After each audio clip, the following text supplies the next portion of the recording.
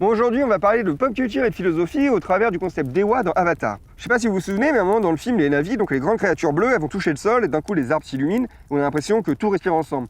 Eux, les animaux, tout ce qui les entoure, comme si c'était une forme de leur mémoire du monde. Beaucoup trouvent que c'est de la science-fiction, mais Spinoza, lui un philosophe, il pense que c'est une réalité qu'on a oubliée. Parce que pour lui, Dieu, c'est pas un être supérieur. Dieu, pour lui, c'est les choses. Il est la nature, la matière, le mouvement, les pensées.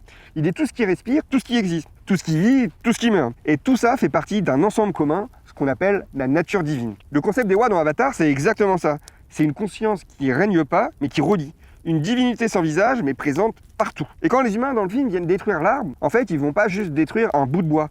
Ils vont détruire une partie de leur écosystème, une partie de ce qu'ils sont, une partie d'eux-mêmes, et ils les déchirent sans le savoir. Spinoza, lui, il aurait dit « L'homme se croit empire dans un empire ». Mais il n'est qu'une partie de la nature et ne peut survivre sans elle. Ce feu, cette herbe, cette flamme, toi, moi, tout ça, c'est Ewa. Tout ça, c'est Dieu. Pas le Dieu qui juge, mais le Dieu qui vit. Et je trouve que cette conception-là, elle est assez intéressante quand tu regardes le monde qui nous entoure. Est-ce que Dieu, au final, c'est le créateur qui a créé ce monde, ou est-ce que Dieu, c'est le monde? Qu'est-ce que vous en pensez, vous, de cette idée? Je vous laisse me dire en commentaire, mais en ayant découvert cette vision de Spinoza, ça m'a intrigué.